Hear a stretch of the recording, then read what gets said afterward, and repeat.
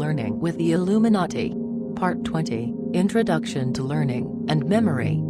The act of learning can be thought of as a form of adaptation to the environment. Even protists and plants can be permanently affected by stimuli for optimization of future outcomes. The human memory can be categorized into sensoric, short-term, and long-term memory. Further, long-term memory can be divided into explicit and implicit memory.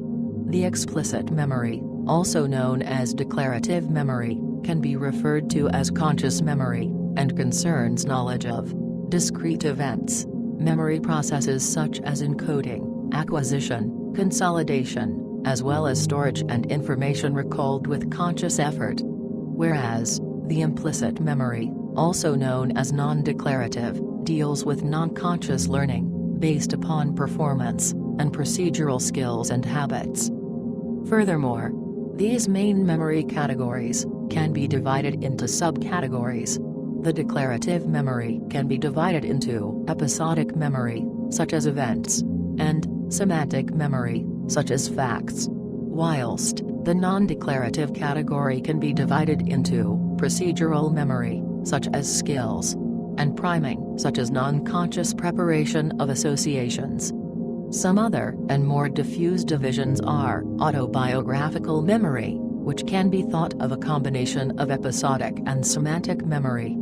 Spatial and visual memory, however, their categorization can be debatable. And emotional memory, which may work by affecting or, so to speak, color other memories. When learning something, the information may start up in the immediate memory, which functions between fractions of a second to seconds. The information may then continue to working memory, which can last between seconds to minutes.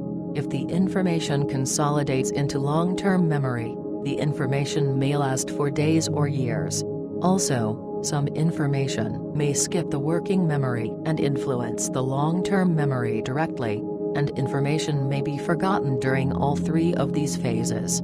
The hippocampus is believed to be involved in the process of storing memories, as removal or damage to this area prevents formation of new memories, known as anterograde amnesia, although memories established before the damage may still be recalled. The dorsal part of the hippocampus is associated with spatial memory, whereas the ventral part is involved with emotional memory. Other important structures for cognitive memory are the visual system, the parietal lobe, the medial entorhinal cortex, and the medial septum. In addition to this, it is believed that complex long-term memories are widely distributed over the cortex, as various cortical lesions can be noticed along with certain memory loss. For instance, short-term declarative information may be stored in the hippocampus and related structures, before continuing into long-term storage in cortical areas such as Wernicke's area and the temporal cortex, etc. Whereas the sites of non-declarative short-term memory is not fully understood, but likely widespread throughout the brain before creating long-term connections such as those in the cerebellum, basal ganglia, premotor cortex, and other parts related to motor behavior. A part of the Hebbian theory concerning the neuronal process of learning follows when an axon of cell A excites cell B, and repeatedly or persistently takes part in firing it. Some growth process or metabolic change takes place in one or both cells, such that A's efficiency as one of the cells firing B is increased. Or in other words, cells that fire together, wire together, which describes a basic mechanism for synaptic plasticity. This mechanism can be referred to as long-term potentiation, which strengthens the synapse, whereas long-term depression produces a long-lasting decrease in synaptic strength. During long-term potentiation, glutamatergic release from activated presynaptic neurons binds to postsynaptic AMPA and NMDA receptors.